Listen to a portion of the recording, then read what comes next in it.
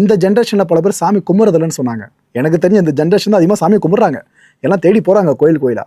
ஆனால் கோயில் போகிறவங்க எப்படி கோயிலில் போய் வணங்கணும், ப்ராப்பராக அதுக்கான ஒரு முறை சொல்லுவாங்க. அது எப்படின்னா குழப்பம் நிறைய இருக்குது.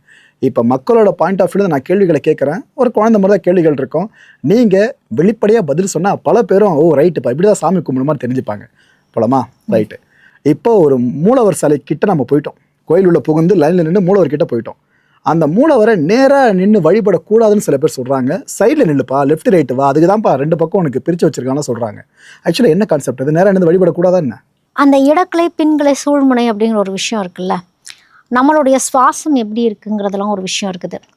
இப்போ சிவனுக்கு நேராக நந்தி இருக்கிறாருன்னா நம்ம நந்தீஸ்வரரை மறைக்கக்கூடாது அப்படின்னே ஒன்று இருக்குது.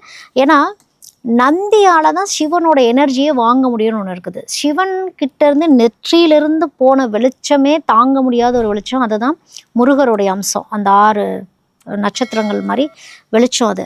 அப்போ அந்த அளவுக்கு நெருப்பு அம்சம் இருக்கக்கூடியவர் சிவன். அப்படிங்கிறப்போ அந்த உக்கிரத்தை நந்தி தேவர் உட்காந்து வாங்கிட்டு இருக்கிறாரு, நந்தீஸ்வரர் வாங்கிட்டு இருக்கிறாரு அப்படின்னு ஒன்று இருக்குது.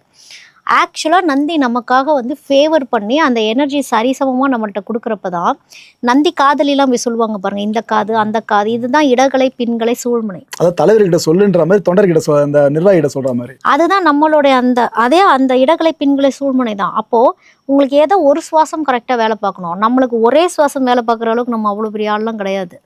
அந்த எனர்ஜியை நம்ம ஆக்சுவலாக பிளாக் பண்ணுறோம் அப்படிங்கிறது தான். இப்போ நம்ம எந்த பக்கம் நின்று சாமியை கும்பிட்றோம் அப்படின்லாம் ஒன்று இருக்குது. எந்த பக்கத்துலேருந்து எட்டி பார்த்து நம்ம கும்பிடும் பொழுது நம்மளுடைய சுவாசம் எப்படி வேலை பார்க்குதுன்னு ஒன்று இருக்குது.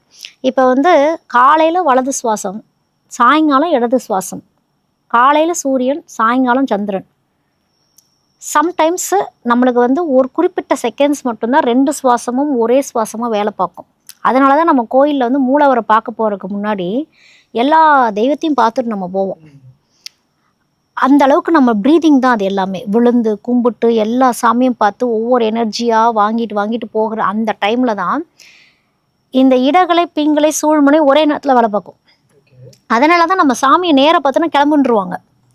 செகண்ட்ஸ் தான் அந்த சுவாசம், அந்த ஒரு ஆஸ்வாசம், அது எல்லாமே வருது. அப்போ நம்ம எட்டி பார்த்து வேண்டுறப்போ அந்த எனர்ஜி அந்த ஒரு நிலையாக நம்மள்ட்ட சேரணும். அப்படிங்கிறனால தான் நம்ம நடுவில் இருந்து மறைக்கக்கூடாது. நம்மளுக்கு நேர் சக்தி வாங்கக்கூடிய அமைப்பு நம்மளுக்கு கிடையாது. எல்லா கடவுள்களுக்கும் பொருந்தது. ஜென்ரலாகவே எல்லா கடவுள்களும் பொருந்தும். தட்சிணாமூர்த்திக்கு மட்டும் அது கிடையாது.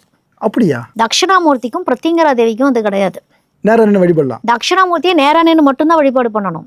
சனீஸ்வரரை சைடில் நின்று தான் வழிபாடு பண்ணணும்.